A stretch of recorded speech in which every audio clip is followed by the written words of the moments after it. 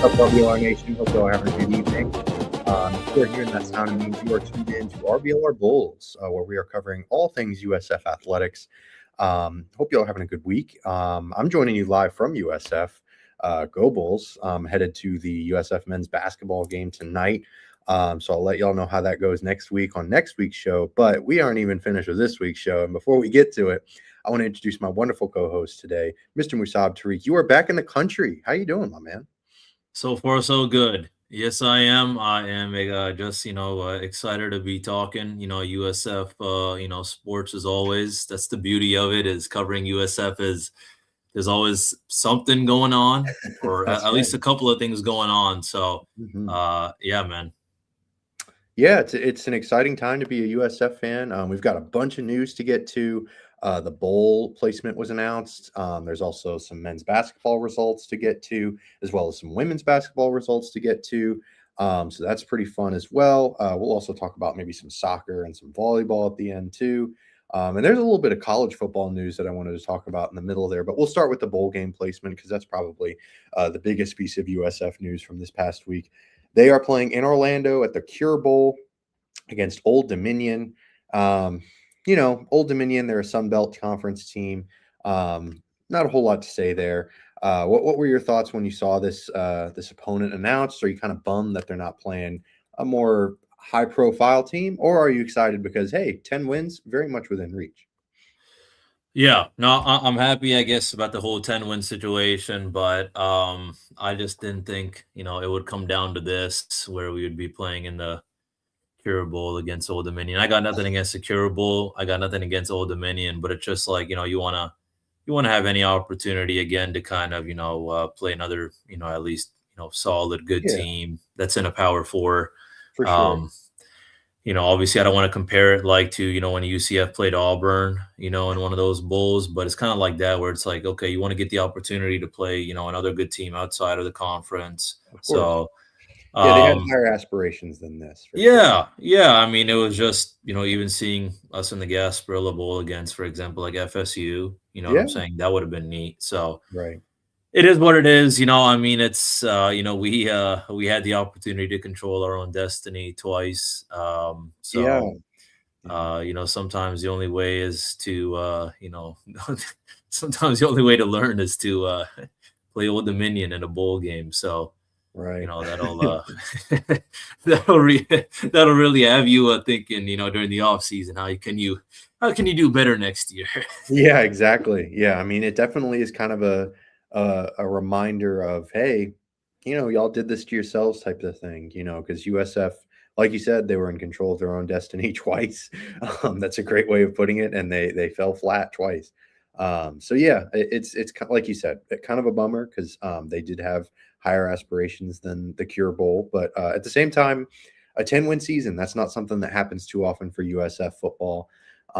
So, I'm trying to come at it from a silver lining perspective because there is still positives to be gleaned from it. Winning 3 straight bowl games in 3 straight years, that's also very impressive for a school like USF. Because that's something you can point to, as an American conference team, maybe potentially trying to jump into a bigger conference. You can point to, hey, we just won 10 games. We got 3 straight bowl wins. I know that that's kind of more of a performative thing and less about the money, which is, obviously what's going to be super important to the bigger conferences. But USF has that too, because they've got big NIL budgets and, the city of Tampa, USF is basically the Tampa college team. They're the local college team, even though, UF and FSU fans might not let you know it, but yeah. So there's a lot going for USF, and this could be another sort of stepping stone for that as well. I just think that overall, we have to reflect on not just the whole bowl game. Now that I'm, the more that I'm thinking about it, I mean, we had a very successful year to the point where, Auburn is reaching out to, Golesh. A big school like that is not going to, come into USF or asking the head coach of USF to join them. You know what I'm saying? On top of that, with Hartline joining us as a head coach from Ohio State University, those kind of things, it's, we've made a name for ourselves. I think the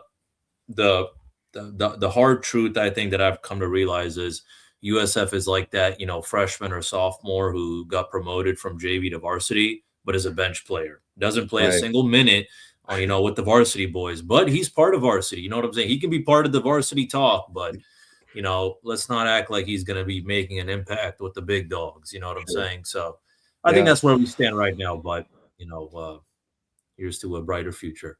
Heck yeah, yeah. The future is certainly bright. They still have a lot going for them moving forward as an athletic department in general, especially, but specifically the college football program as well. So it's still fun stuff, and the future is bright. But speaking of missed opportunities, they could have been in this conversation for the college football playoff. They are obviously not, as we just mentioned there in the Cure Bowl, but I don't know. I wanted to get your thoughts because, we're more of a college show in general, and USF could have been there. And this will affect USF moving forward, especially if they stay in the American Conference. There's a lot of talk about, I can't believe James Madison and Tulane are in it. Like, how can these group of 6 teams be in it? But I kind of like it. What were your thoughts on the college football playoff selections and how the system can progress moving forward? Honestly, I just feel like at the end of the day, there's really only a couple of teams that, really have a serious chance of winning it. So thank you. I'm all for, I think this is just a way for people just to kind of, shut up about, throwing in some of these smaller conferences, with all due respect, even if USF was where Tulane is going against Ole Miss, I wouldn't be, going buck wild like, oh man, this one's going to be a close one. And oh man, I'm trusting Golesh and Byron Brown. They're going to cook something up. Of course not. You know what I'm saying?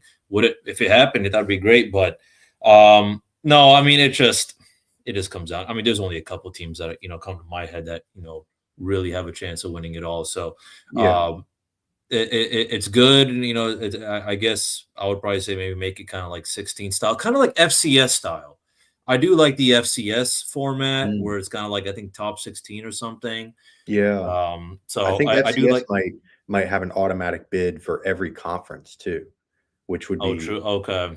I don't know that for sure though. That would be, or maybe FCS just doesn't have conferences in Europe. I don't know, but that would be really interesting. A 16 team format would be really fascinating.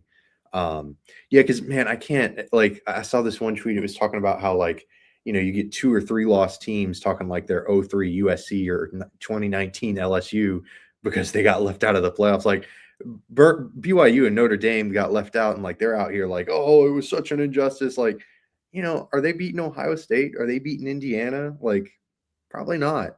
So who cares? I mean, I'm with you. There's only a few teams that really have a legitimate chance to make it and win it in the national championship, and the rest of the teams should just be kind of happy to be there. I know that's kind of like a sad way to put it, but I don't know. I'm not really too miffed about the teams that got left out. I don't know if you feel differently about that, but 16 teams would be fun. But then you get into, oh, well, then it should be 20, and then it should be 25. You know what I mean?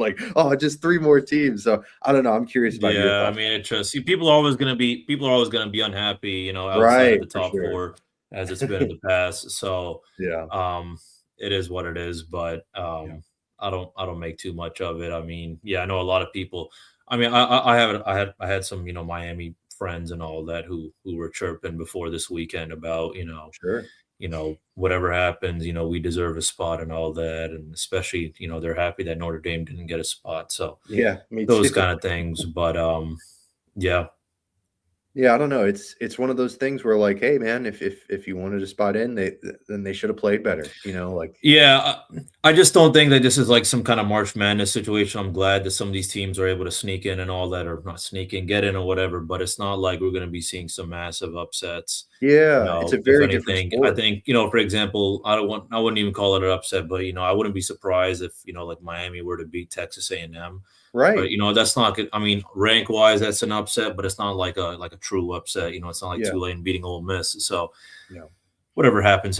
But And football is just so much different because just like basketball, a team can get kind of hot, like Davidson and all the Cinderella stories, and that's awesome. And frankly, it's why I love college basketball so much. Those are really cool storylines.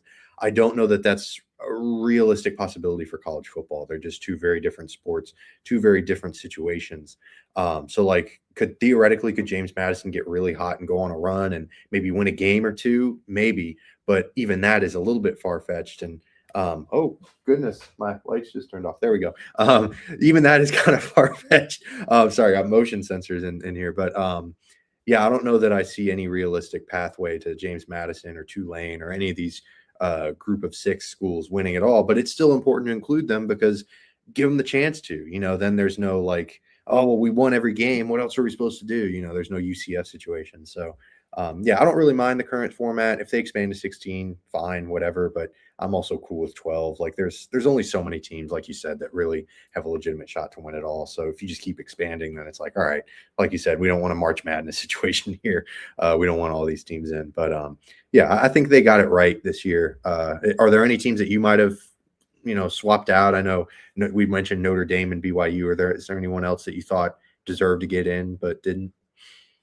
Not really, no, just because of the whole JMU Tulane. Outside of Yeah, JMU Tulane, I'm fine with those who made it. yeah, So had JMU and Tulane not been there, I probably would have been like just because I want to see Diego Pavia, I would have been like throwing Vanderbilt, but then yeah, that's like a little too much SEC overload. So right, I mean, then you can even say, yeah, I'd be like I'm open to Texas as well. sure. Fine, throw in Notre Dame, but again, yeah, I don't make too much of it. I've seen, I've seen what Ohio State, Indiana, Texas Tech, how they look, University of Georgia, Yeah. and yeah, I mean, in my opinion, I think they're top 4 for a reason. Yeah. Oh, 100%. I totally agree that they got the top 4 100% right. I don't know that either any 4 of them lose to anyone but each other at this point. I think Hmm. that would not surprise me at all to see that be the semifinal, the top 4 right there. And frankly, like we kind of go through this every year. Like, I don't know. Last year, I know Ohio State won it all, and they weren't technically a top 4 team or whatever. But yeah, I don't know that there are really too many more than like 5 or 6 teams that are like legit national championship threats. So yeah, it'll be interesting to see how it plays out. We'll obviously be watching. But USF to bring it back to them, they're playing next Wednesday. So I think we might be broadcasting or talking on the show while they're playing. So maybe we'll have a little watch along type of thing. But regardless, we'll be talking about that next week as well as keeping up with the college football playoff results. But shifting our focus to men's basketball because they had, well, let me preface this. Utah State, they beat Utah State 74-61. I thought of that was as a pretty massive W because Utah State, they beat Tulane, VCU beat USF last week or the week before. So, Utah State had seemingly an edge. NJ Collins, one of the best scorers in college basketball right now. So I thought that they maybe had a shot to really not beat the brakes off of USF, but I thought USF was going to have an uphill battle for sure. But they beat Utah State handily. 13-point victory is pretty impressive. What were your initial thoughts on this game, and maybe some keys to the victory, or what were your thoughts watching this game against Utah State, or looking at the box score, stuff like that? Yeah, seeing, I mean, just first of all, I mean, yeah, they just, we really forced them to struggle. And I think, yeah, I totally agree with you. It's a big win. We gave them their first loss this season. Yeah, they were undefeated, right? And it Yeah, just, yeah, they, as you mentioned, they beat VCU, and I think that we had lost to VCU. So, those kind of things, it just comes down to, who plays better basketball, that night of, you know what I'm saying? So, we were able to hold it down. I mean, our guys balled out too. We got some real good guys. It's just, sometimes we see some inconsistency depending on who we're playing and all that. But right. no, I mean, I think just all around, it was I would say overall back and forth dogfight. But at one point, I think we had a pretty big lead. Almost reached, I think it was like the low 20s at one point. So that was real nice to see. Just us dominating at one point. That much against Utah State, but. No, man. I mean, Pinion, Isaiah Nelson, I think my 2 favorite guys right now on the team. Just both straight ballers. Yes. But what about you, man? Yeah, man. I mean, USF, they're getting used to the new coaches system. Coach Hodgson, he's got a lot of his own guys from Arkansas State that's come over, but it's still a mesh of some other guys as well. It just takes a little bit of time to get used to it, to gel, team chemistry, all that stuff. But the USF does one thing really well. I mean, they don't do just one thing really well, but I think the thing that they're going to be known for throughout this season is getting to the line, and they did that quite a bit. They out free throwed, if you will, Utah State 32-15 in free throw attempts. that's pretty wide disparity. That's a pretty wide disparity. And yeah, another big thing was limiting MJ Collins. That he's one of the best scorers in college basketball, can really light it up from deep. But he struggled 5 of 13 from the field, and he only went 1 for 4 from deep. He's one of the best 3-point shooters in college basketball. USF also held a slight rebounding advantage, only 6, 40 to 34, so a little bit lower there. But yeah, Pinion and Nelson, man, they're kind of the two big dogs on the team. 2 of the big dogs on the team, and they really had some great performances. Pinion's just such a great shooter. Went 5 of 9 from deep. He's been doing that a lot this year. That's kind of his thing. He played for the Arkansas Razorbacks at one point. And it was a really well-balanced effort as well. 4 double-digit point guys, no one above 20, but really, really solid all-around effort. So yeah, it was a really fun victory. And yeah, so we'll see how that progresses. But they also had something, the NCAA evaluation tool ranking, and Musab, I think this was your doing, looking at our notes here. Why don't you expand upon that, because it was kind of something historic for the program, right? Yeah, absolutely. I mean, at first I had to do a little bit of reading on the whole net rank situation, but Sure. it's basically the big NCAA way of ranking the basketball teams. And yeah, I mean, we're making history. I mean, we've reached 60 at this point now, so hopefully we keep on climbing up the ranks. But this is big, just because I mean, it just kind of paints a picture in my head. The kind of first thing that came to my head was, it's not how it would work. It was like, March Madness was 64 teams. So you're kind of thinking, okay, well, if we're the top 64, all right, I guess we're going to be part of the March Madness. So yeah, fingers crossed. Yeah, fingers crossed. I mean, we still got a long ways to go, but no, man, just nice to see it. It's just another, nice thing to see is all around USF trying to make as much as noise as possible, especially our basketball program. I think, it's been a little bit shadowed by our women's basketball team, but rightfully so. Things are changing. Yeah, rightfully so, of course, too. But yeah, things are getting better for our men's team too. So that's great. Yeah, hopefully they're coming a little bit more even, right? Like that's kind of the goal here, is to have them both be successful, because the women's basketball team has been dominant for a long time, been really, really good. But the men's basketball lag, a little bit more up and down, not nearly as consistent. But yeah, hopefully this kind of flagpole moment, like you said, the highest net ranking, number 60 in program history. That's really fun. And hopefully they're able to kind of build a season of success. And even if they don't necessarily make March Madness, maybe they'll make the NIT or something like that. And then they're able to slowly build from there. Because a coach's first season, that's always going to be tough to have a really just outstanding start. But hey, wouldn't put it past anyone. They seem to be on the right track. But next up, like I said, I'm going to the Charleston game tonight. They're playing at USF. So if you're listening and you want to hurry to the Yingling Center, then hurry up. The game starts in about an hour and a half. But they've got Charleston, and Charleston, they are 15-point or USF is 15-point favorites over Charleston. And so who are some key players in Charleston that you're looking at, Musab, to maybe give USF a little bit of trouble? Yeah, I'm looking at Connor Hickman. He's their lead scorer. He's only played 4 games so far this season. He's actually just back on the court from a stress fracture injury. Speaking of court, actually, he was dealing with some things with the NCAA. He actually had a fight for the opportunity to actually be playing again. It was, kind of a little just kind of funny, because it's, court to court, what I'm saying. So, yeah, because the first thing I was like, who is this guy? And then I started, reading up on him, and there was a couple of lawsuit articles showed up on Google. And I said, okay. So, anyways, he won the case. It wasn't anything bad or anything. It was just, the whole it's the whole, how it is, the whole eligibility, yada yada. Oh, I see. Yeah. Injuries. So, but no, he's their lead scorer, probably their impact player. So he's probably going to be out there, trying to do whatever he can. But I'll probably say the guy who's been, helping from the start of the season is, Jalen Counter. He's their other guard, just behind Connor Hickman when it comes to the points. Leads the team with assists. Another impact player, and then last guy is Christian Reeves, kid 7'2", racks up the rebounds. So that's one thing I'm looking at, is if we don't get physical and we let them get the rebounds, perhaps, they end up making it close. But I have to say, kind of just looking at the stat sheet, USF kind of dominates them. And kind of in every category. So, Right. it makes me think is, the, USF, -15, kind of spread. Is that rightfully so? So Yeah, I would hope so. Good gracious, this damn office.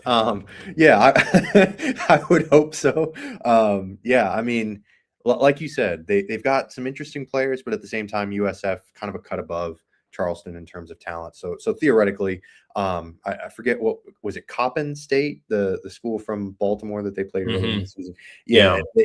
they kind of went out and just flat out dominated from the onset. I think it was like a 30-point game by halftime or something. Yeah. And Um, I mean, the best way I kind of, it's a really rough indication, but it's kind of just, they did play FAU like, early November mhm. and kind of they got ran over by FAU. So the thing that I'm thinking in my head is, I'm thinking, are we better than FAU right now? I don't know, but I would assume that it's going to be a close game, or Yeah, maybe we're the ones that beat them. But um, yeah, I mean, it's just, they're, and unfortunately, I think they had a tough loss against Belmont as well. So, right. we're coming off a big win. They're coming off a big loss.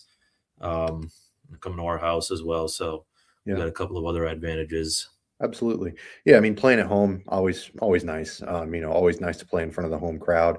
And yeah, like you said, having sort of a common opponent like FAU might be a bit above USF, but they're at least relatively comparable in terms of talent. And so if FAU's running them over, that might be a good indicator of what USF should be expected to do. And obviously, like you mentioned, the 15-point favorites, that's a pretty good indicator as well. So we'll see how they're able to do.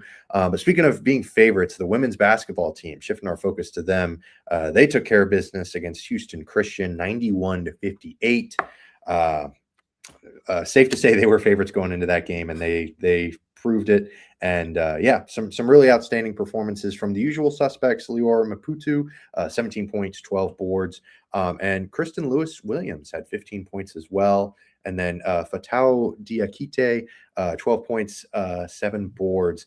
So a really outstanding game. Not really much to talk about here, unless you have some other points to talk about. And we saw this is kind of just a run of the mill, just taking care of business against a lesser opponent.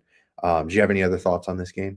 No, just, we look balanced and deep, just multiple players contributing. Yeah, That's how it is. So, it's just a good kind of, warm up before a big matchup. for sure. Yeah, because like you said, that's a great segue. Vanderbilt ranked 15th. Man, they're heading to Vanderbilt to play them in Tennessee. So Monday, December 15th, that's going to be a big game. I'm definitely going to be tuning in for that one because that's going to be a measuring stick game for USF. I mean, I know we talked about UConn and Duke as being kind of the big games for them as well, but Vandy, no, not a team to sleep on at all. And they won't. Like, they're ranked 15th in the nation. Like, this is not like a sneaky good team. Like, no, this is just a good team. And they've got two of the better defensive guards in college basketball and women's college basketball. Michaela Blake's, she's got 3.7 steals per game, but she's also 25 points per game, third in the nation. My goodness, she's impressive. She is going to be really hard to stop, a real two-way presence on the floor. And then Aubrey Gallivant's kind of a similar thing, but she does it more with passing. 7 assists per game, tied for 7th in the nation, and 3.2 steals per game. Both of them are guards, so just a smothering backcourt. It's going to be a tough one. It's going to be a tough one. You think USF has a shot, or what are your thoughts on this team? You got any other key players that you're looking at Vanderbilt? No, I mean, it just, as you said, smothering backcourt, just, then it's just going to come down to, what our our center and power forward end up doing in the paint, Right. Taking care limiting of the them to, basketball. limiting them to second chances, I think is probably the biggest thing is, you know, Sure. putting on some, lockdown defense, but, contesting them to, some tough shots, just to, I guess, I don't want to say the usual kind of stuff, but I would probably say, I'm hoping, Laura Mputu has, another big game. She's going to be a contributing factor. Same Yeah. thing with Fatu, Diakite. I mean, she, racked up, I think, a couple of blocks against Houston Christian. So, just a strong performance from both of them, I think, is, going to be able to disrupt Vanderbilt. But it's going to be tough, so it won't be easy. And it's just another good way, just to kind of, get an indication as to where we really stand. So, these, even if it is a bad loss, there's always something to take away from it. And Yeah. I think I always like to kind of see it that, with these kind of big games, you're going to have more eyes watching you. So it's just, we kind of get that recognition. Did Yeah. we lose? Yes, but hey, we got a couple real good players, who still balled out against Vanderbilt. Absolutely. Yeah, man. And it's kind of only upside for this game because either you lose, hey, USF was supposed to lose this one, or you make it competitive and maybe sneak out with a win. I don't know. But yeah, as long as USF just puts up a good fight, if they get beat, it happens. This is just such a good team. It's just part of it. But USF's a good team too, so that they'll hopefully be able to keep in it, stay in it, make it a little bit more competitive than the UConn game. That one I was a little bit more bummed out about. But UConn's also, UConn is UConn. Like they're kind of, I guess you could compare them to the Alabama of women's college basketball, but that might be disrespectful to UConn, to be quite honest, especially at this point. So yeah, UConn's just such a dominant force, and Vanderbilt's quite good too. So we'll see how that plays out. But before we log off, we have a few more things to get to, and I wanted to give Mr. Tariq, you are the soccer guy for USF, and I wanted to give you kind of the floor to talk about the women's and men's soccer team. Man. I guess, I'm honored to be the soccer guy, but yeah, just look, season's over, but there's always something going on, and I wanted to give some love to both our soccer teams. First, starting with our women's soccer team, the United Soccer Coaches Association announced for their D1 region teams, and we had two people, Gentiana Fitage, who earned a spot on the second team, and at the same time also Sadie Sider-Eckenberg also landed on the third team. So just just real nice to see our Bulls making the name for themselves in the soccer world as well. And now going on to our men's soccer team. At first I was like, hey, okay, he's returning, but I said, okay, well, who is George Keifer? And George Keifer's back. He's a USF legend because last time he was here, he led the USF Bulls to 4 conference titles, 10 NCAA tournament appearances. So, it makes you think, well, why did he leave? I mean, he just, had another great opportunity, but he's back. He wants in on the USF fun. He actually led Grand Canyon University's men's soccer team to a WAC conference championship and an NCAA Sweet 16 appearance in this past season in 2025. So, he's coming back. He's looking to make an impact. I feel like, perhaps maybe this might be the right thing because, USF, did have the opportunity. I feel like, had they won the American Conference, would it ended up being where FAU was in the tournament, the NCAA tournament, would have been actually cool because I was looking at it. Actually, we would have ended up playing UCF in the first round. So it all just comes down to, the guy has a name. It can help with recruiting, but also, maybe it's just that little kind of boost we need. Yeah, absolutely, man. I mean, shoot, it sounds like the soccer teams both. I mean, they've always been, like, I've always heard growing up near USF and my dad working here and everything, I've always kind of heard like, oh, the soccer team's always really good. I've always heard good things about the tennis team as well. And yeah, it's really cool to see them kind of coming together and getting their recognition because it seems like they deserve it. And like you said, Keifer returning to USF, that's some really cool stuff. Hopefully he's able to build on the success that he had, like you said, at Grand Canyon. Sounds like he had a really heck of a career there as their coach and, just moving up in the world. USF's kind of another stepping stone for him, perhaps in the coaching world. There's a lot of new coaches now that you think about it, for USF this year or Brian Hartline, Jose Fernandez leaving, the new men's basketball coach, Coach Hodgson, and now this Coach Keifer is returning to USF. So yeah, a lot of coaching overturned, but it's not even like Jose Fernandez left for a WNBA job. Like Alex, it's good. I mean, yeah, just because, the people are just going on to the next level. So for sure. So it's very indicative that USF's athletic department is in quite a healthy place. They are doing some great work for sure. So yeah, gotta love it. Unfortunately, got to end on a bit of a sour note, but also like kind of a fun note because it's a retrospective type of thing. The volleyball season, they're unfortunately have been eliminated from the NCAA tournament. They took an L in the first round against Penn State. But I wanted to shout out Maria Clara Andretti. She led the USF with 16 kills and 20.5 points. Do you want to expand on her? Because she's had a heck of a year, right? Yeah, heck of a year, only a sophomore. So Wow. she was, Yeah. yeah, two-time American Conference Player of the Year. She's Also cooking. earned a spot, yeah, on the 2025 American Volleyball Coaches Association All-Region First Team. This is actually her second straight season earning this honor. So I expect her to kind of just, be back, firing on all cylinders. So that's, always good. And, fingers crossed, you know, uh, stay at the top, when it comes to the recruiting, and keep on going forward, because this was, yeah, I mean, this was great to see, us kind of, sneaking in the NCAA championship as well, so yeah. Absolutely, man. Yeah. So we'll keep monitoring that, and we'll be back next week with another USF show. We'll be talking more basketball. We'll be getting really into the basketball stuff because it's starting to get into the heart of that season. The conference play is just around the corner for both the men's and the women's team. So we'll be talking about that a lot in depth, sort of previewing their schedule a little bit. So definitely stick around. Give us a like or subscribe if you like what you heard. Give us a follow at RBLR Sports or at RBLR Bulls. We'd really appreciate it. We'll see you next time. And until then, thank you to my co-host Musab Tariq for making my job easier. And until then, and as always, go Bulls. Go Bulls.